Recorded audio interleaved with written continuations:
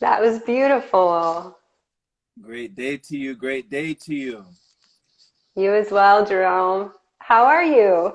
Oh, I'm doing splendid. I'm doing splendidly well. We're doing swimmingly. Today is a beautiful day. Isn't it though? It is. It is. Yeah. How is it looking in your neck of the woods? Oh, it's nice. We had really strong winds this morning, so I was worried about the connection this afternoon, but they've completely died down. And yeah, it couldn't be a nicer day. So, Strong winds in North Kakalaki? oh yeah. Oh goodness. North Cac. North Cac. I gotta take a trip back sometime to North Cac. Where? I'm in Virginia. Okay, so you're not in North Carolina, you're in Virginia. Yeah, well, okay. I'm about an hour from North Carolina. Okay, okay. For some reason, I thought you were in North Carolina. I remember we talked about this because I'm from South Carolina. That's right. Yeah. No, I was staying in Durham for a month. Okay, so you were in Carolina, Yeah. but then you moved back to Virginia. Yeah, exactly. Yeah. Okay, okay. I've been moving, well, I moved in January. So I spent a month in an Airbnb in Hmm. Durham, and then we moved to our home. Hmm. It's in a small town, a small Virginia town. Hmm. Wow, wow. So how long have you been Yeah. in Virginia and how do you like it there? You know, I've been here since I moved here in 2004 to Virginia. Hmm. I grew up in a military family, so we moved every 2 years. Hmm. And I have a need to move all the time. So I feel if I stay in one place too long, I feel restless and I need to go somewhere. I think at this point, it's just in my blood. Yes, yes. Yeah. That is so fast. That is so interesting, Megan. You know, I relate to you on so many levels. Both of my parents are retired military. Okay. Yeah. So Yeah. they both served in the army. You know, they were in Fort Jackson and Columbia, South Carolina. And so I moved all over the place. Same thing, you know, had to adjust all the time, making new friends, going to new schools, being in new cities. And I think I was born in Germany. We went to Hinesville, Georgia, South Carolina, went to California, then back to South Carolina to Texas, then went to a boarding school in Calhoun, Tennessee, and then Wow. bounced around back to all these different places. So it's very interesting that nomadic lifestyle, how it starts to get into your bones. You know. It does, right? It's in there. Yeah, exactly. So do you feel like you also have to move around often, or do you kind of just like being in one place now? It's an itch, sometimes you just feel like you have to scratch it. Yeah. You get that itch and it's like, ugh, I just like, I don't want to stay settled too long. You feel too settled, you feel too, you want to move, you want to Yeah. go somewhere else. And there's that adventurous feeling of travel. And I know that you've even provided tips for people to do meal preps and meal plans whenever they're traveling and stuff like that, because it makes sense, it's useful. Yeah, absolutely. Yeah, I understand that itch so well. Mhm. Yeah. Yeah. But yeah, I mean, travel is definitely in my blood, and I think it's just indicative of life. Like life is not stagnant; it's always moving, and um, growing up in that ebb and flow, of Yeah. constantly moving, Yeah. it just feels so natural, so human Hmm. um, Yeah. to move. Yeah. Even if you think back to like what they call our Paleolithic ancestors, the migration lifestyle of how we were always on the move. And I Yeah. remember, hearing a quote from Jerry Seinfeld. It said, "If life boils down to one thing, it is movement, and to live is to keep moving." So, Mm. where do you feel like, Megan, Oof. if you were to move now, where would be the next place on your list? I would move out of the US. I would probably move I lived in Spain for a little bit, and I would Mm. probably move back there. What was I interesting in Spain? What you liked about Spain? You know what I like is that the pace of life is a little bit slower. It's a little bit more integrated. So Mhm. people don't just work, work, work, and then go home to their family or go to the gym. It's all kind of integrated. You know, people will walk or ride their bikes to work, and then they'll go out for lunch and they'll have a long lunch, and they'll come back and they'll do some work. And it just seems a little bit more fluid and human. Yeah, yeah. So the pace is very different there. Oh yeah, definitely. And then I also really enjoyed that Europe was like right outside of my back door. I could hop on a plane pretty inexpensively and travel, you know, throughout or wherever I wanted, really, for a weekend. So that was really nice. Yeah. I mean, Yeah. I've heard that you can even hop on a plane or a train. Like Yeah. I've heard that in Europe there are countries that are smaller than states here in the US. Oh yeah. Like we have states that are bigger than countries. Yeah. Oh, I mean, the US is huge. It's huge and it's largely uninhabited. You Okay. know, I mean, we have so much land.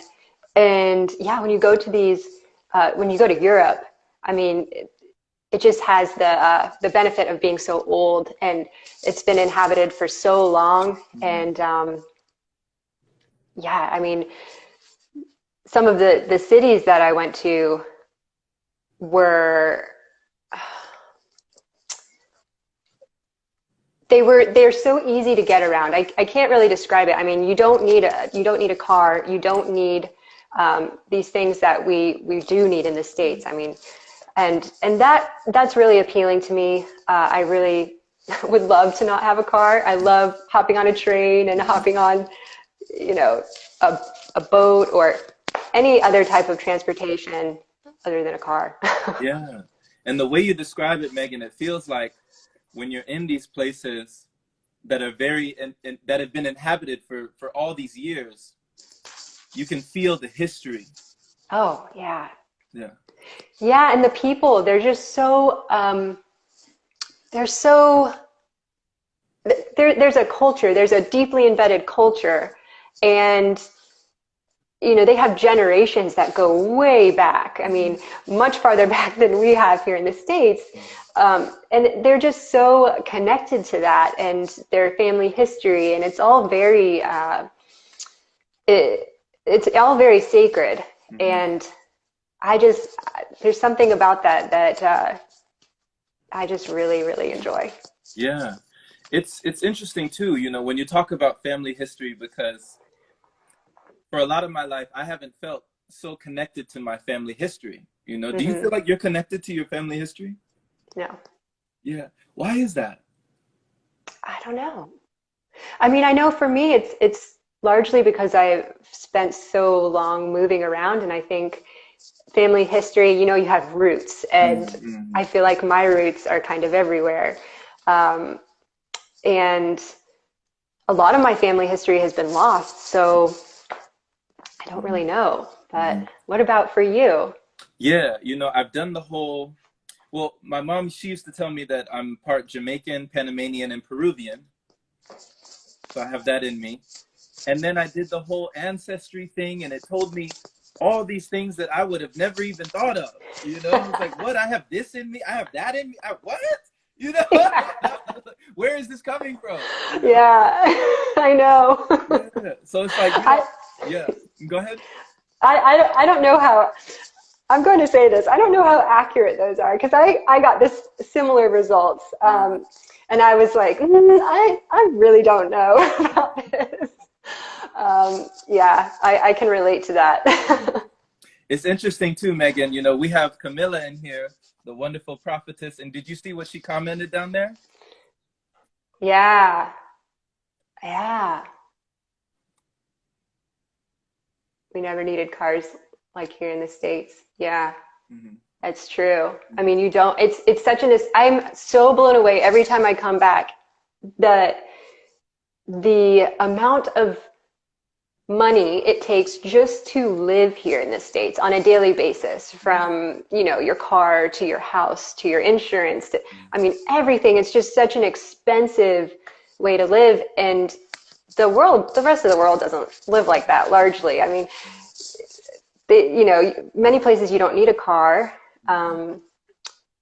Houses are affordable. Right. Food is very affordable, and it's everywhere, and it's healthy, and it's abundant. And yeah, so every time I come back, it's like a culture shock. Like, wow, Yeah. this is this is just like so overwhelming. Over and over again. Yeah, yeah, Yeah, yeah, yeah. It's like this yeah. again. Yeah, I had a little taste, just a little taste of that when I finally got my passport stamped and I went to Costa Rica. And Mm-hmm. in Costa Rica, they use the colones. And I Yep. saw that the difference between the colones and the US dollar. And then when I went to Mexico and they used the pesos, and I saw the difference between pesos and the US dollar. And I was like, in those places, I felt this feeling like, wow, I could live here, you know? Yeah, I could live yeah, here with no worries, you know? yeah, yeah, yeah. Something that always kind of strikes me is that, you know, when you're over there visiting as a tourist and you interact with the people who live there, um, this hit me hard when I was right before the pandemic. I was visiting Bali, Mm. and anybody who's on this call, on this chat here, if you get a chance to visit Bali, definitely do it, because it's insanely beautiful. Mm. But you know, the people there are, most of the tourists who go there are, to them, wealthy. Mm. And you know, these tourists, they'll rent out these villas, and it's, you know, it's they live the life when they're in Bali. You know, they rent cars and go to these amazing places, and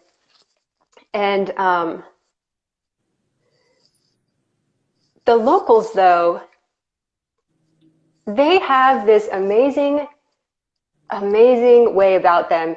They are so happy Mm. to just live out their lives, like from day to day, Mm-hmm. whatever they're doing. They don't need, they do live in a beautiful place, but I think, you know, over a certain period of time, you take for granted where you live. But they're just so incredibly happy Mm. with going about their day, and they don't need much at all. And this really occurred to me a few times when I was there, but I was staying at a small villa with my boyfriend, and the woman who, she would bring us this amazing fruit plate every morning. It was like insane. And she just was so nice and had the most amazing energy about her. And she just was, you could tell she was just deeply happy. Mm-hmm. And yeah, it's just, it really puts things into perspective. Absolutely. You Absolutely. know, Well, like, what is happiness, and what do we really need to be happy? right, right. So I would love to ask you, Megan, because that's a powerful perspective, to be able to have that shown to you through another person. And when you were over there and you were witnessing this, like, where do you feel like that happiness comes from? The ability to not have much, but have this abundance of happiness and gratitude and sense of contentment. Like, where do you feel like that comes from? Ooh, deep within. I think that needs to be. I think, you know, in the Balinese culture, you know, yoga is a fundamental part of their culture, and they grow up learning yoga. I mean, not just the physical aspect of yoga, but all of yoga. And I think I think that connection to their spiritual self, and to you know, to life as a larger experience than just you going about life. Mm. I think that connection cultivates happiness. Mm. So more of a connection to the spiritual self.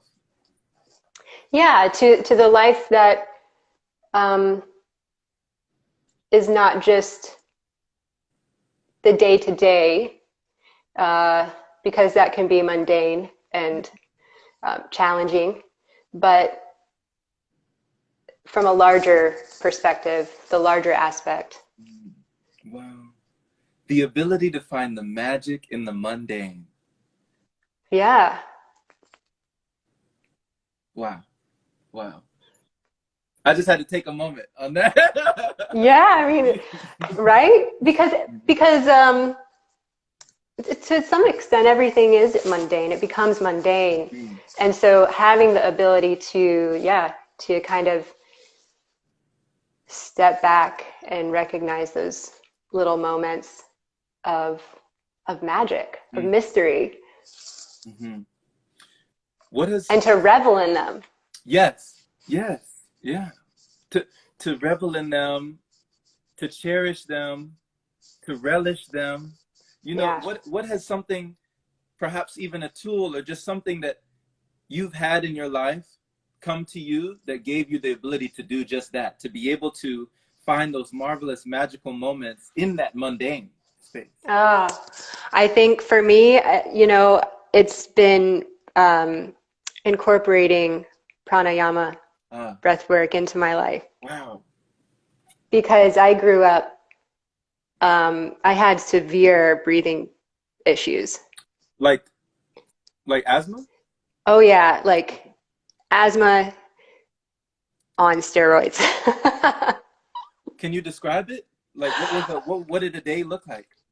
Like everything I did would trigger an asthma attack when I was, everything I loved, everything, it, just um, being outside. I actually spent 4.5 years in Panama. You said you're part Panamanian. So I lived there for a time, and that was extremely hard on my body because it was just a totally new environment and so many allergens and just things that my body was triggered by existed there. And on a day-to-day basis, I mean, I don't even remember like breathing out of my nose ever, or I was constantly sick. Mm. And I almost died in 6th grade from an asthma attack. And yeah, I feel like now I've kind of come full circle, and the ability to just perform breath work, to do breath work, and to find pleasure and yeah, to find pleasure in the breath. It's such a mundane thing that we don't really think about on a daily basis. I mean, you take for granted that you're going to be able to take a breath fully in and then expel. Mm-hmm. And that wasn't always my experience. So now it's like I fully appreciate Mm-hmm. breath work. Mm-hmm. And it just feels so good. It feels so good. Yeah. Wow. Thank you for sharing that, by the way. Yeah. Thank you for sharing that, your story, and, allowing us to get a glimpse into your life in that way, because I feel like we really don't appreciate those moments, of breath, what's automatic. It's automatic, so we take it for granted. You're right. And when Yeah. you're talking about in 6th grade, what brought that on? Like, what brought that about? Right. It was like a perfect storm of events. We had just moved to Texas, to San Antonio, my family and I. We were renting an apartment because we were waiting for our house to, it wasn't ready. It was having some stuff done to it. I can't remember.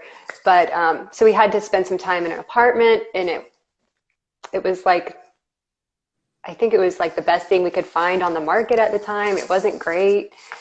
And so my downstairs neighbor smoked cigarettes, which was a huge trigger. Okay. And we had a dog who had come back from the cleaners, and they sprayed the dog with this perfume. And that was another trigger. Mm-hmm. So it was like all these little things that kind of happened in that night, to bring this about. And it was scary.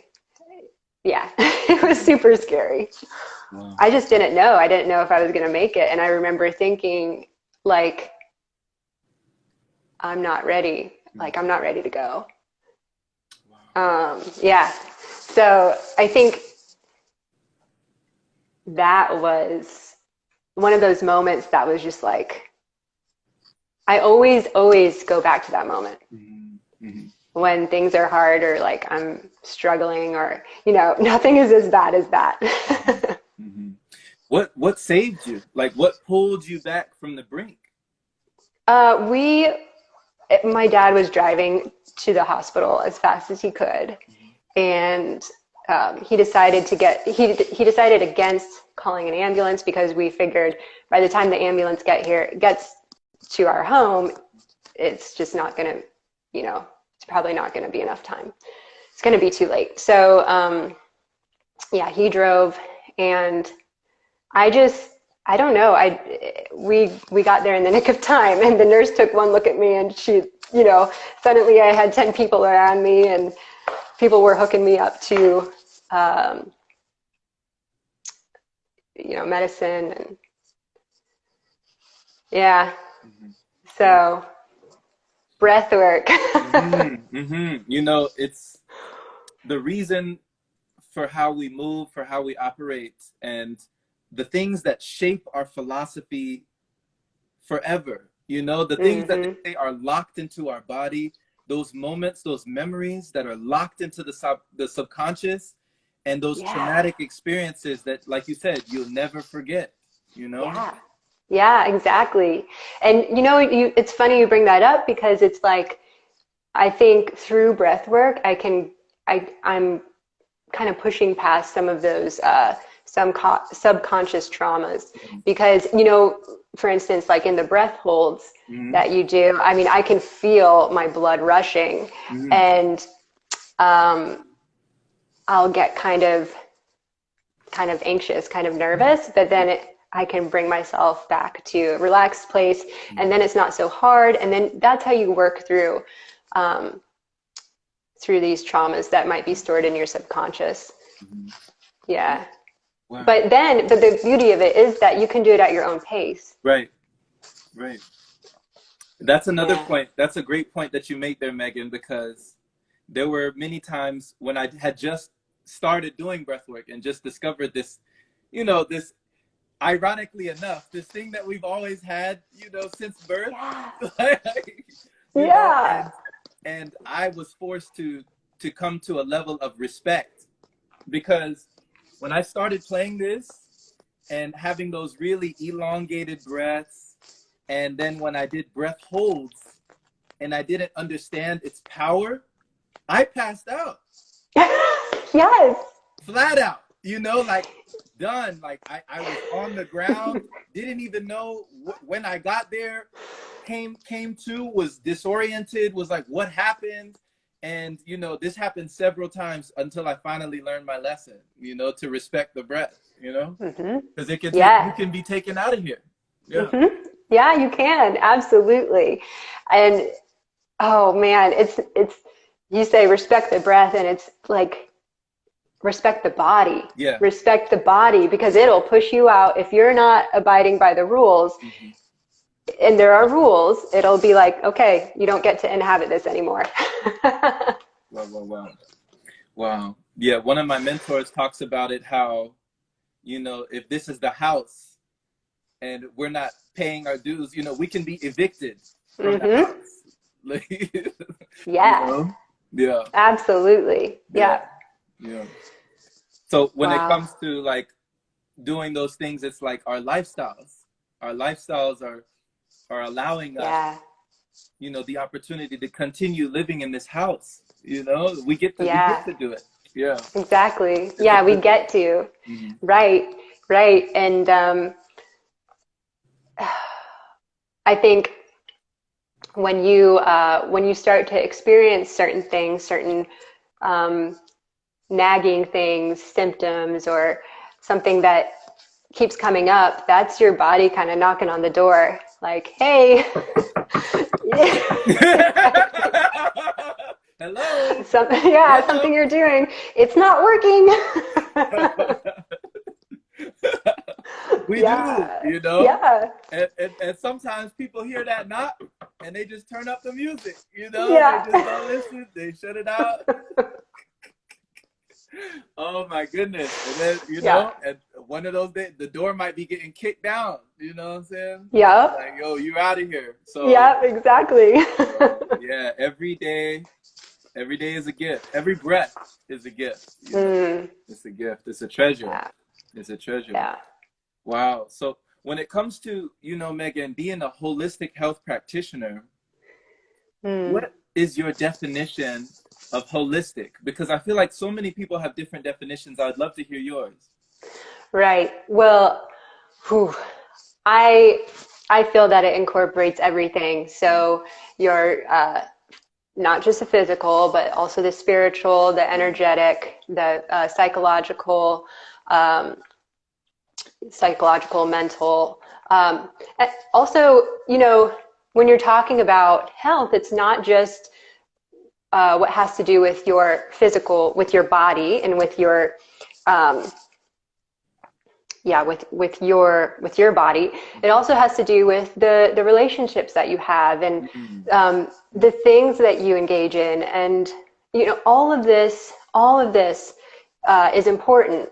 mm, And um, you know, stress is the number one killer. So if certain relationships are in your life that are causing you stress, mm, that is something to be looked at. And yeah, so holistic is everything. mm, mm. Whoa. You know, speaking of relationships, because I don't hear too many people touching on that part of it a lot. And in my life, when I've gone into a new field of study or just, you know, into a new frequency or a new vibration, I've found that it's had a tremendous effect on my relations. You know, the people that have been coming up with me, my friend told me, he gave me the analogy of like an elevator. You know, if life is like an elevator, sometimes, you know, as you're going up, people are gonna get off on their floor, you know, and it's like ding, okay, this is my stop, you know, it's time to get off. And so has that happened in your life as well? Oh my gosh. Yes, so much. Yes, absolutely. And I think that can be really sad, especially when those relationships are, you know, you value them and they're people who you were once close with, Mm-hmm. but this is something that's necessary for growth. Mm. And I think that also is a sign that you're growing. And I Mm. think it can be, as sad as it is, it can be also a very good indicator that you are not staying stagnant. You are continuing to grow. Mm-hmm. And for me, that's really important in my life and on my journey. So, Yeah.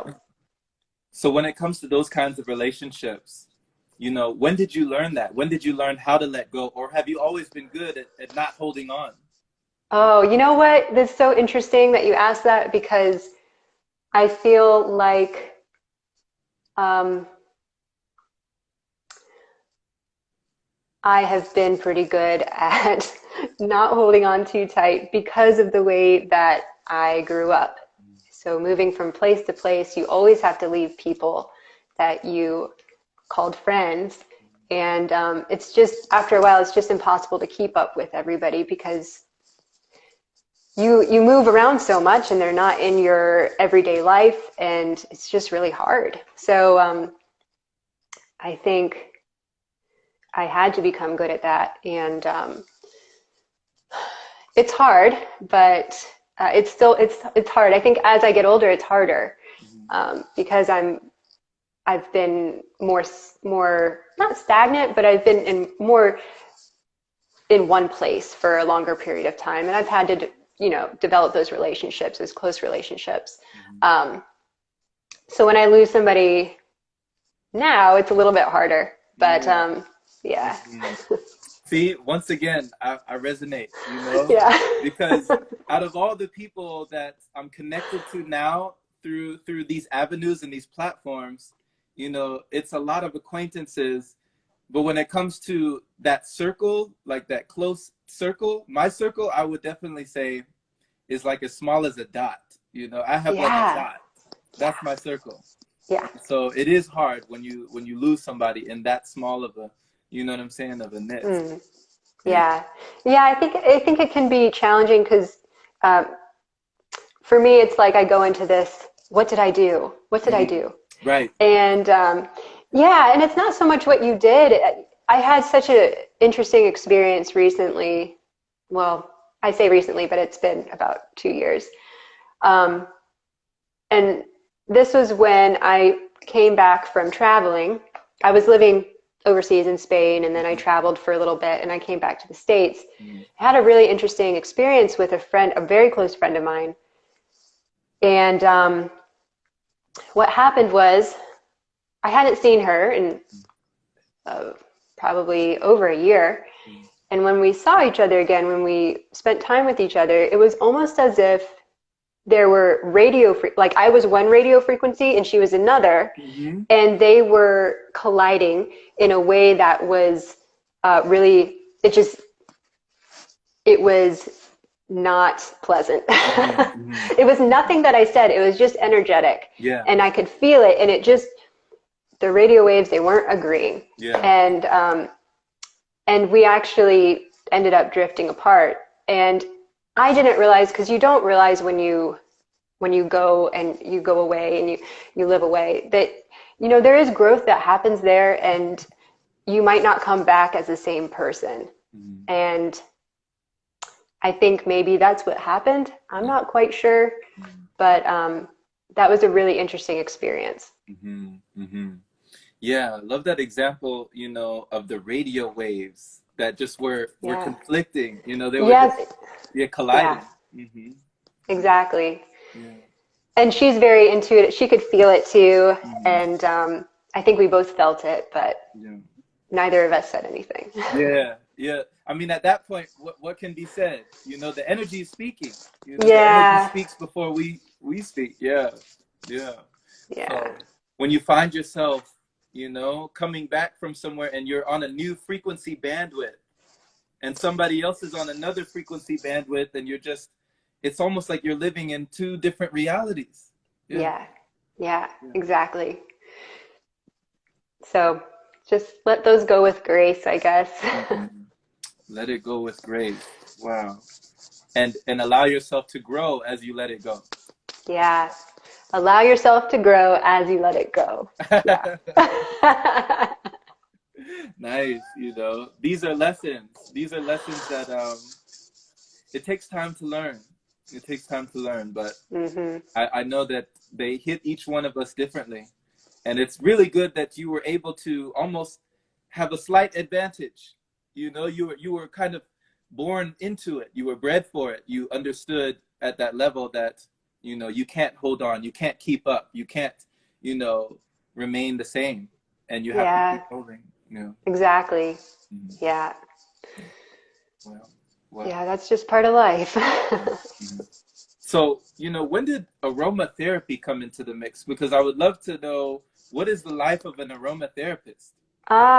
So I incorporate aromatherapy into my work, Okay. but the first time that I became acquainted with aromatherapy was through essential oils, and this was in 2016. Mm-hmm.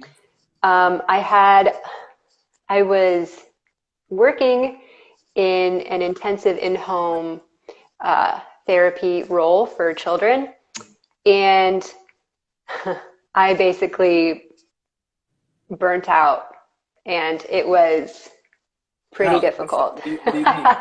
Okay, well, for those who have never experienced burnout, and that's what I call it because I'm not really sure exactly what it was, but it was um, absolutely debilitating Mm, anxiety, panic attacks. Uh, I could not sleep at night, okay. just restless all the time.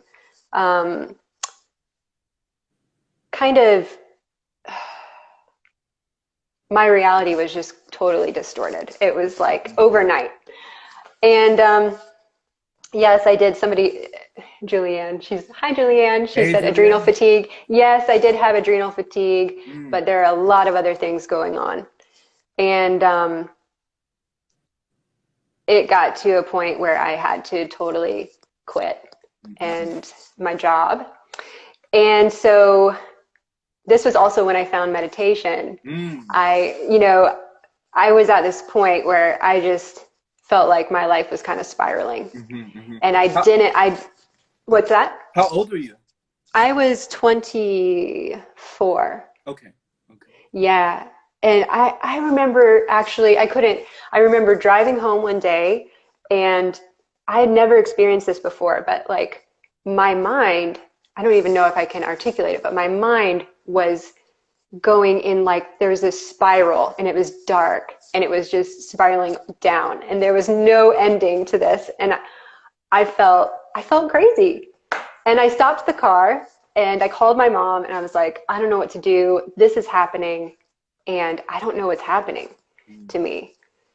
And I ended up going to the doctor, and of course the doctor gave me like um, several drugs, one of which was Xanax. And I was like, I've never been on Xanax in my life. I'm not going to start when I'm 24. And so that was really the start of my journey. I looked up, you know, holistic medications comparable to Xanax, and lavender came up. Lavender. And yeah, there's actually a whole host of studies that have been done on lavender, and it actually performs comparable to Xanax. And yeah, so if it's taken aromatically. Okay. Yeah, so I went out and I got some, and I didn't consult anybody. I was just like, I'm doing this, like, I'm not going to take drugs. And I started taking lavender internally. How did you take it? Yeah. So there was like, you can get lavender pills, basically. So I took the pills. Okay. And then I also had some essential oil that you can just rub it in your hands and breathe in. Yeah. And just sit and breathe and smell it. And it actually causes a neurochemical reaction in your brain. Yeah. I'm getting excited. Oh, yeah. It's cool. These are like Yeah. biohacks. Oh, yeah. Absolutely. Yes. Yeah. Did you know, actually, did you know that you have olfactory receptors in the organs of your body? So not just here, but you have them in your heart, in your kidneys, in your liver, What? I think in your stomach. Yeah. So smell. Yeah, exactly. Yeah. So smell is one of the most powerful senses that we have because of this. Oh my gosh. Yeah. Oh my gosh. That's amazing. That's amazing. So please continue. So when you got the lavender, what happened? So it helped me. It helped me, but I knew like I had to take time out. I needed a timeout. And something was, I wasn't in alignment basically with my body was like, hey, this isn't working. The referee was blowing the whistle. Exactly. Yep. And, when you go through one of those experiences, it can be very disorienting and very just very scary. So summer was coming. It was around March, I think, maybe February. And I started looking for a way out of my job. And for anybody who needs like a sabbatical, go to coolworks.com. Coolworks is an amazing website where you can find all of these seasonal positions and you can work as like a guide somewhere or, whatever you're looking for, like adventurous jobs. This is where you find them. Okay. So Nice. I actually applied to a meditation retreat center in Vermont, Hmm. not really having ever done meditation. I did meditation and yoga, but nothing outside of that. Hmm. But I knew I needed it. Like I knew I needed it. Hmm. And so the owner got back to me. He was like, "We'd love to have you." And I packed up my belongings. I sold a lot of stuff and I moved to Vermont in April. Wow. Yeah. Just like And that. that's where I learned meditation. It was like the one thing that was required there of And this us. was this the Vipassana style? Yeah, exactly. Vipassana. Mm. Yep. So we had to sit morning and night for 30 minutes each. That was like the requirement. And for those of you who've never done meditation, 30 minutes is a long time when you first start. Hmm. Yeah. And yeah, I just remember sitting there like, this is not, nothing is happening. Yeah. Yeah. Yeah. Yeah. This is not working. Yeah, yeah. Even 10 minutes. Like Oh if you're yeah. just a complete beginner, you've never sat down Oh, before and just with no stimulation, and just no noise, 10 minutes can be excruciating, you know? yes. So 30 Yes. minutes in the beginning, like straight off. Wow. Yeah. Wow. Yeah.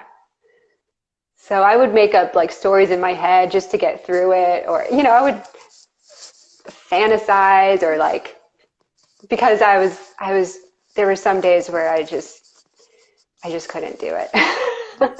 Wow. Wow. Yeah. When, So I was doing the lavender through this, yeah. but I think really the meditation and I think that really, really helps me. Hmm. And I haven't ever experienced something like that Hmm. since. Um, Wow. So the lavender helped you to cope, you know? yeah, absolutely. Yeah. It was a mechanism. Yeah. I love that. Like when we're able to get these tools right when we need them. You Yes. were going through that downward spiral, you had that uncontrollable anxiety and panic attacks, and then you were given this, but your spirit wasn't in agreement with what you were given. So your soul sought out a new thing, something what could be, comparable to this, but I could still keep my health, I could still keep my sanity, right? And Yeah. you found something so natural, like nature always provides, and lavender of all things, to be Yeah. able to soak in that lavender to calm yourself. And then the coolworks.com. Come on now, shout out to Coolworks coming right in, the trip to Vermont, Yeah. going to learn meditation, sitting it down. And when was the shift that you feel like occurred where you finally were able to sit in meditation and you had that realization? Mm. Well, where I was, how there are meridians all over the earth of where energy kind of concentrates. Mm-hmm. And where I was in Vermont, happened to be at one of those meridians where there was just a concentration of energy. Okay. And so what you would get in this place is a lot of spiritual groups, a lot of cults had found their beginnings in this area. Mm-hmm. And because of the concentration of energy, people were drawn to it. And so I was meditating, and I'm not saying that all my meditations were horrible. I did have some meditations where I was like, oh, like that was cool. That's how it's supposed to feel. And I think that this progressively got better and better and better. Okay. And I was able to finally make it through 30 minutes without, like whenever I'd notice my mind drifting, I would bring it back without letting it wander. Yeah. And so it just got progressively easier. Yeah. And then after about 3 months, I started having pretty wild experiences.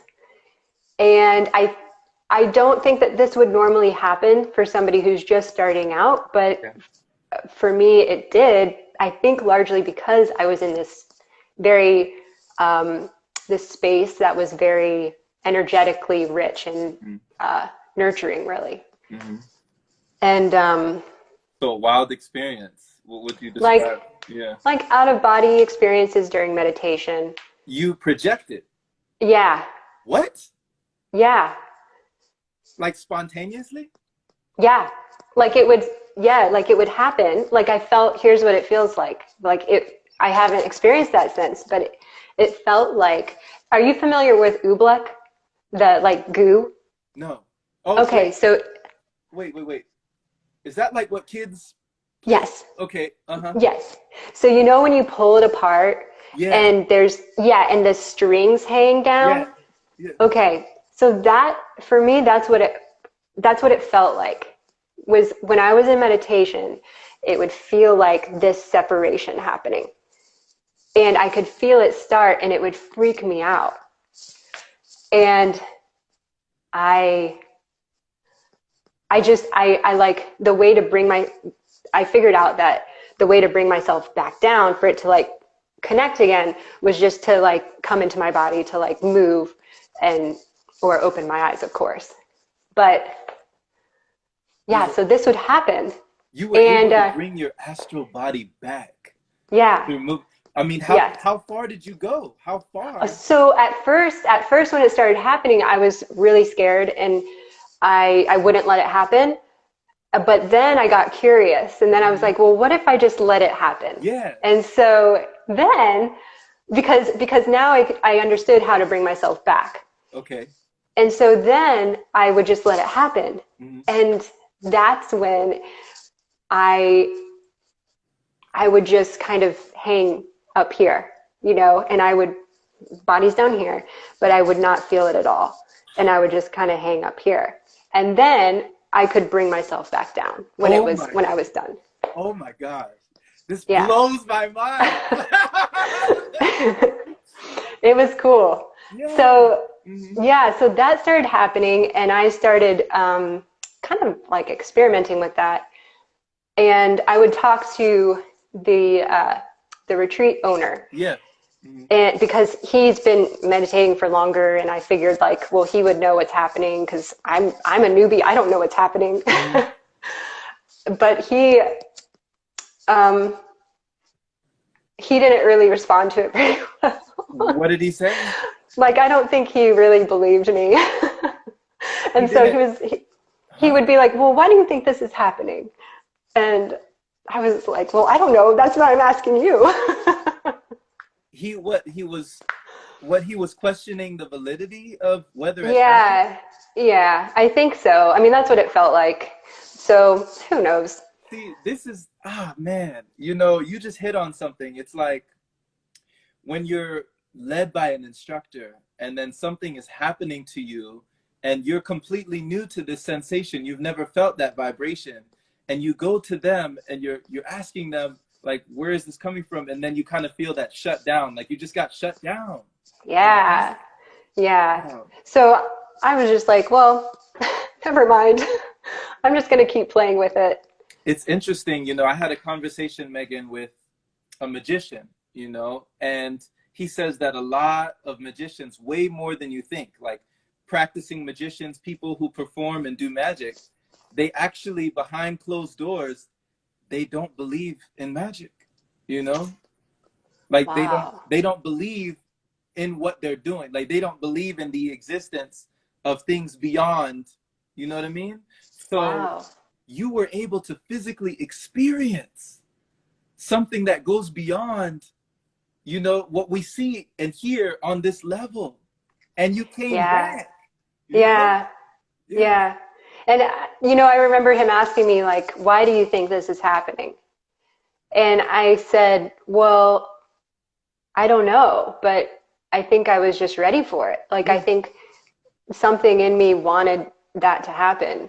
And, and there's no doubt that I was led to this place because out of the hundreds of listings on coolworks.com, you know, I went to a meditation retreat and I wasn't even practicing meditation at the time. So it was like definitely some kind of Mhm. energetic thing that, For you sure. know, For sure. For sure.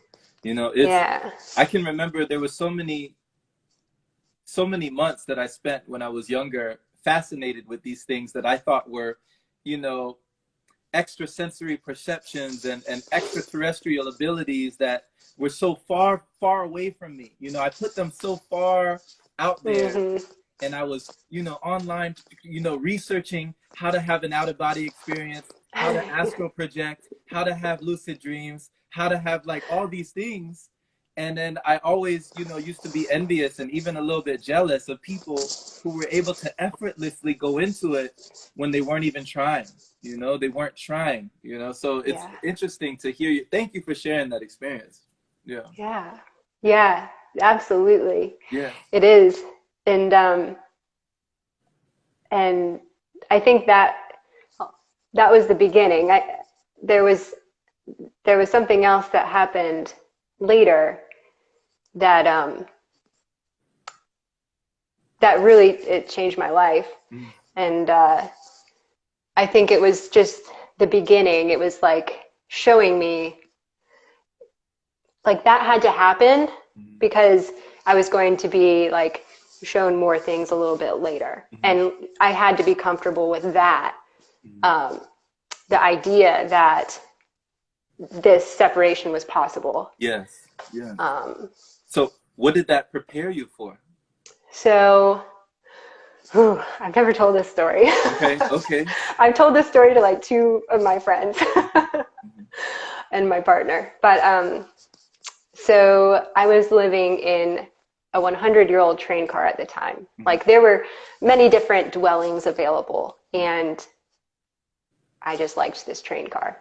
Mm-hmm. And so after these meditations had been happening for a while, maybe like a month, I started to have really, really intense dreams. Mm. And dreams that were not normal, like definitely lucid dreaming, but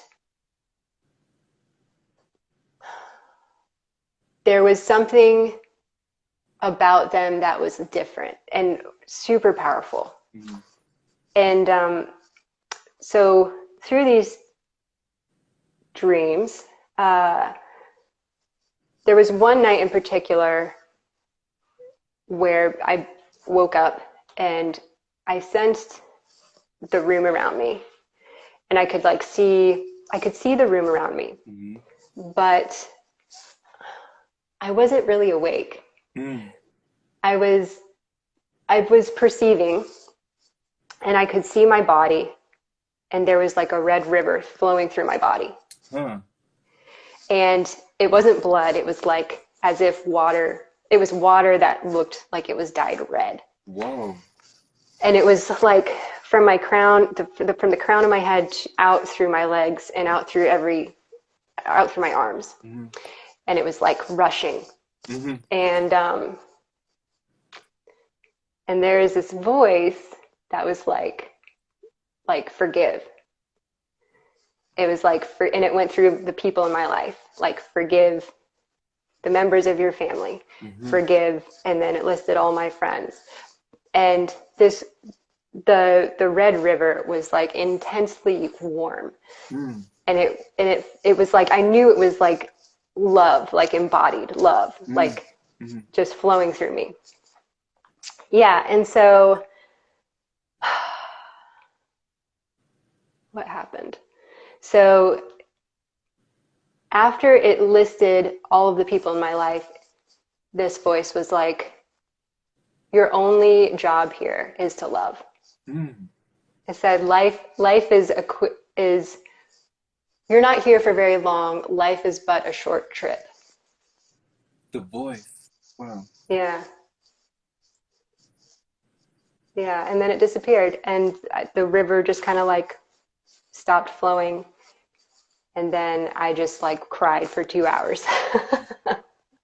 Because it was such an intense, like that experience was very intense. Mm-hmm. And are you familiar with, the magic trick where the magician pulls the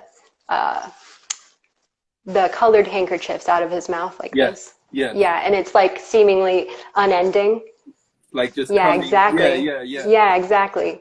So I felt like as I cried, I was releasing parts of myself. And it was like this, like the harder I cried, it was like the more would be released in that way, like just one after another, like tied together. Yeah. What do you feel like you released? I don't know, but in the morning when I woke up, I felt for like 3 days, I felt this incredible bliss, Yeah. like incredible. It didn't really feel my body. Like I felt like I didn't really have, I had a body, but I felt so light. Like it was amazing.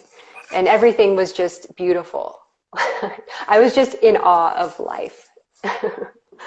And everything was a miracle. And it was like I was seeing the world for the first time. And I wanted to call everybody that I knew and just tell them that I loved them. And yeah, and that feeling lasted for about 3 days. And then it kind of dissipated. Mm-hmm.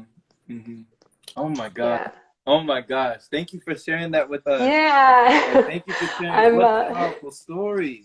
You know, what yeah. transformation, like what an event.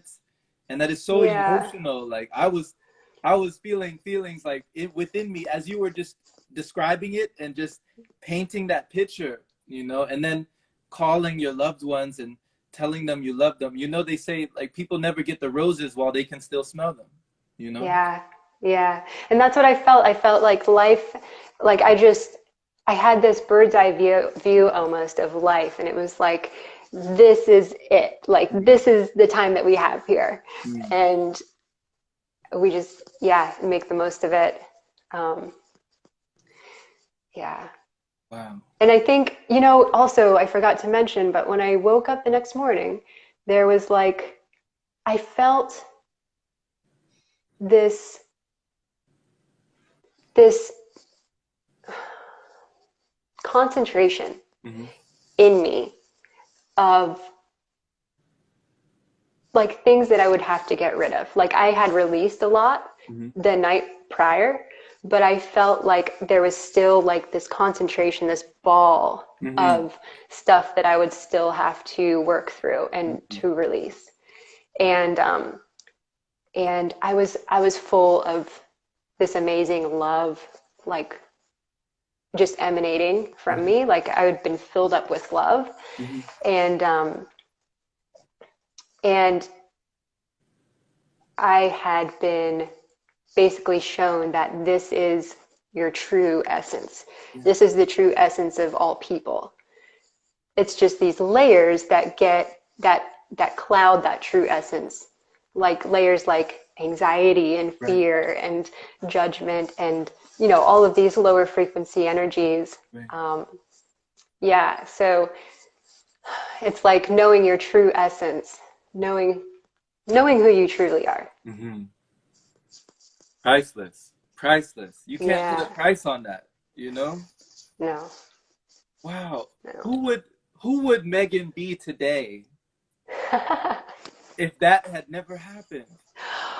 Oh gosh, I don't know. It's hard to say. Different place for sure. Yeah. Yeah. Like to Yeah, put it all into perspective, to condense it all into just that, you know? And yeah. like this is what it is. Mhm. Yeah. Yeah, yeah, Wow. People, people go their whole lifetimes not feeling that, like not coming to that knowing. yeah, Yeah. yeah, yeah. Exactly. And it was like, when it left, I kind of felt this like, oh, like I want to feel that all the time. I want that feeling. But I think it's possible, and that's why I was shown it. Mm-hmm. That's why I was given this glimpse of it. Like this is your true essence. This is what's possible. Yeah. And um, yeah, I think it's possible for everybody to feel that way. Mm-hmm. Yeah. But we have to get rid of the baggage. Mm. So getting rid. So Yeah. to be shown that in that way, and to say like, okay, this is what it's all about. how would you say that today you're able to stay close to your true essence? Mm.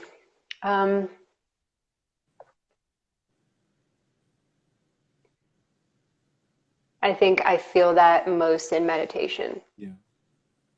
And that really kind of that helps to anchor me Mm-hmm. and to not forget that feeling. Wow.